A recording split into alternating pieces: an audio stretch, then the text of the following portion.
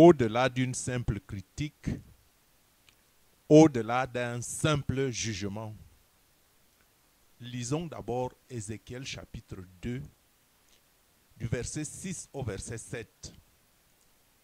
Et toi, fils de l'homme, ne les crains pas et ne crains pas leur discours. Quoique tu aies auprès de toi des ronces et des épines, et que tu habites avec des scorpions, ne crains pas leur discours et ne t'effraie pas de leur visage. Quoiqu'ils soient une famille de rebelles, tu leur diras mes paroles, qu'ils écoutent ou qu'ils n'écoutent pas, car ce sont des rebelles. Frères et sœurs, encore une fois, je vous le dis, et ne pensez pas que c'est une simple envie de critiquer, comme je le disais tout à l'heure. Ce n'est pas une envie de critiquer ce que les églises font, ou ce n'est pas une envie de critiquer celui qui embrasse une croyance nouvelle. Ce n'est pas une envie de juger les autres. La parole de Dieu est claire. Ne jugez personne. Comme on lit en Matthieu 7:1, tu ne jugeras point. Donc, loin de juger, une chose est de juger, une chose est une prise de conscience, une chose est un constat.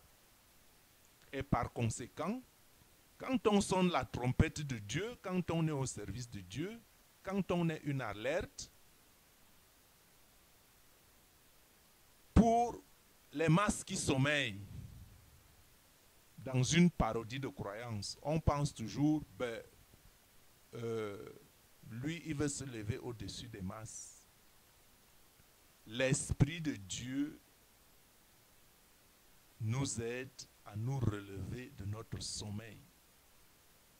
Et c'est à juste titre que Dieu parlait déjà à ses enfants d'antan et qui leur disait: ce peuple qui m'honore que du bout des lèvres, mais son cœur est loin de moi. Eh bien aujourd'hui, nous ne sommes pas très loin de ce que l'humanité a toujours été. Beaucoup aujourd'hui vont à l'église parce que leur cœur est rempli d'amour. D'amour pour Dieu, mais beaucoup plus pour ce que Dieu donne. La voiture, la santé, le travail, la famille, les enfants, la promotion. Et ça, ce qu'ils oublient, c'est que quand on aime ces choses plus que celui qui les donne, c'est une idolâtrie. Parce que tu ne dois pas aimer une autre chose plus que Dieu. Et c'est la signification profonde de: tu aimeras le Seigneur ton Dieu de tout ton cœur, de toute ton âme, de toute ta pensée, de toute ta force. Frères et sœurs, le fais-tu? Je ne te juge pas, mais je t'amène seulement à prendre conscience et à voir de toi-même. Je ne sonne qu'une trompette. Ne savez-vous pas que les injustes n'hériteront point le royaume de Dieu? Ne vous y trompez pas, ni les impudiques, ni les idolâtres, ni les adultères, ni les efféminés, ni les infâmes, ni les voleurs, ni les cupides, ni les ivrognes, ni les outrageux, ni les ravisseurs n'hériteront pas le royaume de Dieu. À chacun de se juger et de se réviser et d'ajuster sa position individuelle. C'est la parole de Dieu qui le dit. Ce n'est pas qu'on vous juge. Tous ceux qui disent Jésus, Jésus, Jésus ne seront pas sauvés. Ce n'est pas moi qui le dis, c'est la parole de Dieu qui le dit. Et cette parole doit vous inviter à vous examiner, à prendre la parole de Dieu comme le miroir sur lequel vous devez vous voir. Vous prenez la parole de Dieu, quand vous la lisez et vous voyez si vous êtes en conformité avec ce qui est dit dans la parole. Car en fait, il y a un culte extérieur, une foi du bout des lèvres, qui ne travaille pas sur soi-même pour être une personne nouvelle. Un travail de sanctification est nécessaire, sans lequel personne ne verrait Dieu. Dieu est certes amour, c'est vrai, mais Dieu est aussi saint. Il faut donc que dans son royaume, que Dieu soit celui-là même qui respecte sa propre loi qu'il a posée.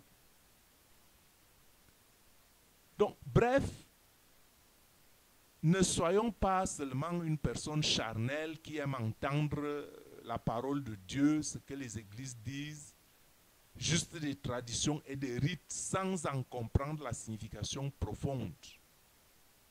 Des rites même des fois importés des croyances païennes au christianisme.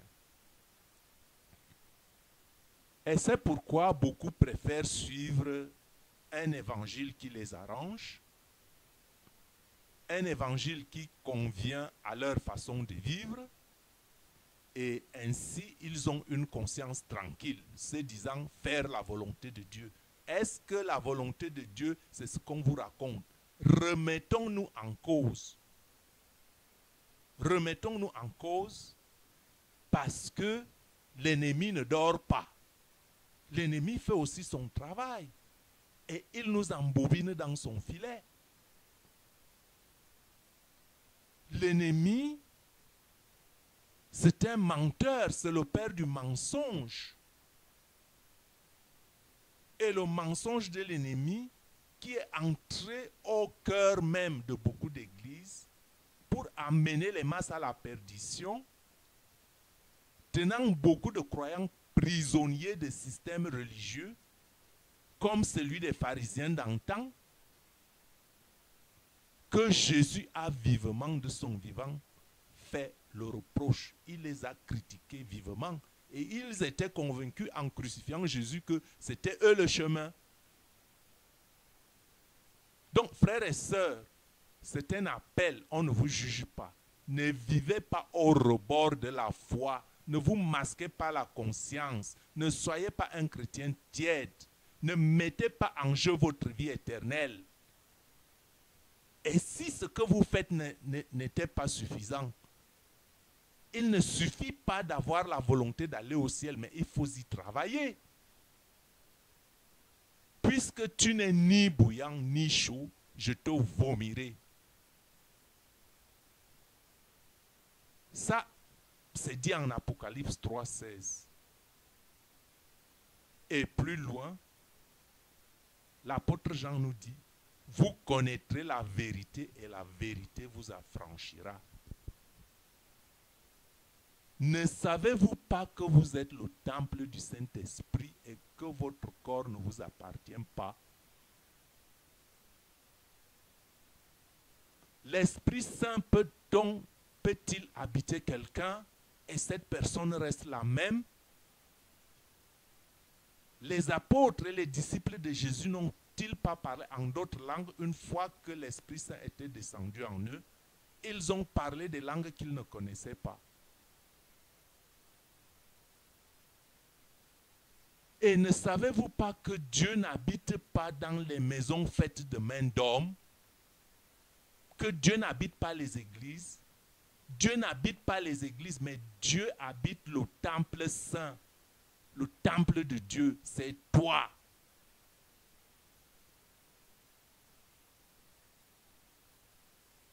Donc, quand 2 ou 3 se réunissent, c'est donc l'église.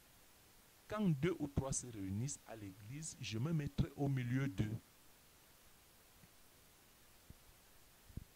Et quand on regarde cette parole, pensez-vous que si 2 criminels se réunissent, ou que 1000 pécheurs se réunissent, qui refusent de se sanctifier, si 1000 pécheurs, 1000 criminels se réunissent et disent Jésus, Jésus, pensez-vous que Jésus viendrait se mettre au milieu d'eux? Donc, frères et sœurs, à vous maintenant de réfléchir sur, permettez-moi la tautologie, cette petite réflexion. Recherchez le but que vous voulez atteindre. Dévorez la parole de Dieu, mangez la parole de Dieu, afin que vous soyez des hommes affermis et afin que la lumière du Saint-Esprit vous éclaire. Parce qu'en fait, votre relation avec Dieu n'est qu'entre vous et Dieu. Toi et ton Dieu, pas une tierce personne. Même si les voix des uns et des autres peuvent vous aider dans la marche sur ce chemin, sache que ta relation est avec Dieu et Dieu seul. Que Dieu te bénisse et qu'il t'éclaire. Amen.